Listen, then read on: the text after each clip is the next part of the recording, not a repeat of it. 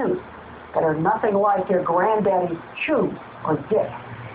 Companies like R.J. Reynolds and Philip Morris say this new generation of smokeless products helps tide smokers over when they go places that can't light up anymore because of smoking bans, like restaurants and offices. The smoking rate is half what it was 40 years ago. And as I discovered in April 2010, companies are investing heavily in developing smokeless and in changing its image from hillbilly to hip. Think smokeless tobacco, and you probably conjure up something distinctly unappealing, a bulging mouthful of wet brown goo that's smelly and spitty, brown and gluey. Not anymore. Now there's snus. There's no spitting or anything, so no one knows you're doing it. When he does it, when Justin Billings uses snus, he tucks it, a tiny tea bag-like pouch filled with tobacco, discreetly under his upper lip. There's no lump in his cheek and no juice. Do you snus in class? Yeah, it's great. What do you mean it's great? I can be in class, and instead of looking like, oh, there's 40 minutes left in this class, I just want a cigarette, I can put the snus in and continue to pay attention and don't have to focus on the tobacco craving. Snus curbs the craving as the nicotine absorbs into his gums. You want to smell it? Yeah. Billings is 31, a musician and college student in L.A. who has smoked since he was 16. Kind of grassy. Smells good to me. Philip Morris and R.J. Reynolds have been selling their brands of Marlboro and Camel snus for about a year. At $4 a can, about half what a pack of cigarettes usually cost.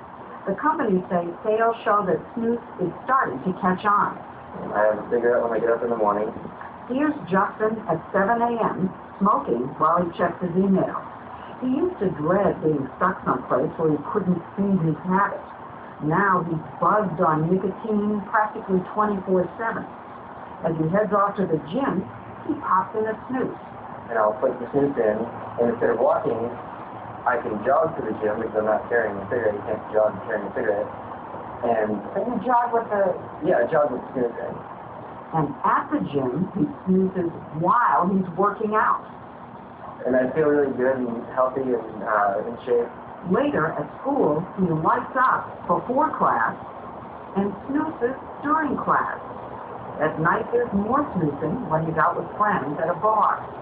And unbeknownst to me, he was snoozing throughout our interview at a smoke-free restaurant.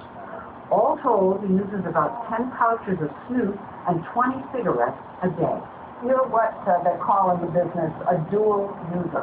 Okay. You smoke and you snus at the same time. Well, sometimes I have snus in and I'll smoke. No. Now, why would you do that? You seem disappointed in me. I am, because I think you're doubling the harm. But I don't understand snus to be that bad for you. You ever feel it's not harmful? I've not done as much as read the Wikipedia on snus, but what little I know is it's better for you than smoking by quite a bit. Dr. Carl Fagerstrom agrees that snus, which originated here in his home country of Sweden, is nowhere near as harmful as cigarettes. He's a nicotine addiction scientist who was awarded a medal from the World Health Organization for his work on medications to help smokers quit. So you've been working with people who wanted to quit and just couldn't for years. For many, it's so difficult that they will never be able to give up during their whole life. Even with the patch. Even with the patch and all the combinations, etc. I mean, there are people that don't invest in the future. They don't even invest in tomorrow. They live for today. Let's talk about some of the aids that have been around to help people quit, because a lot of people fail with those. Mm-hmm. Do you think that's because the nicotine level isn't very high? Partly.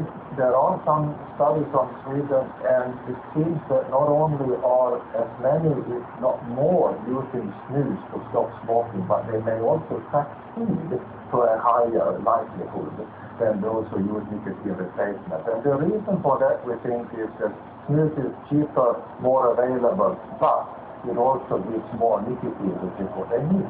Can you put a percentage number on how much less harmful snus is than smoking? There have been many authorities, the Royal College of Physicians in UK, for example, and they say it's somewhere between 99 to 90% less harmful than smoking. And I do agree with that.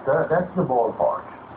Fagerstrom says snus is automatically less harmful because there's no smoke and no inhaling, the cause of most tobacco-related disease. Let's say I'm a smoker and I quit, and I go to snus. Yes. What have I eliminated in terms of harm from myself? It doesn't have any impact on the respiratory airways. It may not cause any cancer at all, except for the possibility that it might slightly increase the risk of pancreatic cancer, which is not a very common cancer. No, but it's a pretty deadly one. Does it create more pancreatic cancer than smoking? No, smoking has a higher risk. So still, even on pancreatic cancer, it's a reduced risk.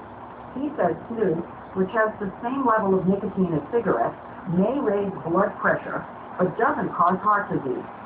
What about mouth, the gums, oral cancer? With the Swedish sort of snus, it hasn't been found in studies that it does cause oral cancer.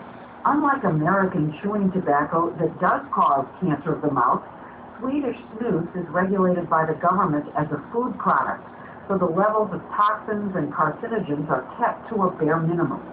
That's why doctors in Sweden recommend snus to people who simply can't stop smoking, even though it's clearly an addictive substance. They're following a controversial medical practice called harm reduction, and groups like the Royal College of Physicians are pushing it for smokers, saying that less hazardous products like snus, quote, can save millions of lives. At this point in time, I cannot say that these products are safer. But in the U.S., health officials like Carla Snegas don't like the idea of harm reduction where you use another tobacco product to fight smoking. She runs the anti-tobacco program for the state of Indiana. I think that these products are going to end up leading to dual use of cigarettes and smokeless tobacco products, and we have no idea whatsoever what is the outcome, what's the health impact of someone not quitting and using both products. In other words, you're saying that if they do that, it could end up being more harmful. It could end up being more harmful. We don't know. She's also skeptical of harm reduction because tobacco company executives promote it, like Susan Ivey of R.J. Reynolds, the company that makes Camel snus. Because I don't believe that 45 million Americans will quit smoking immediately, that we should pursue a harm reduction strategy. But the tobacco companies are not allowed to advertise snus as a less harmful product. So the thrust of their internet ads is that it's a way to get around the smoking ban. The SNUS Guide to Workplace Boredom. These web videos are all about snoozing at the office or on subways. The SNUS Guide to Mass Transit. You can put your actual travel time to good use. And magazine ads urge smokers to break free and just say no, not to smoking, but to no smoking laws. Laws that have hurt big tobacco's bottom line. My take-home message from that is that these products have been developed for smokers to have a way to get their nicotine fixed until they can get to the place where they can have their next cigarette. That is not going to help people stop smoking. Are smokeless products targeted at teenagers? You pull together a group of high school students to discuss or what did they tell you? One, it looks like candy. And who's candy made for? Who's attracted to candy? We are, kids. When 60 Minutes on CNBC returns in a moment.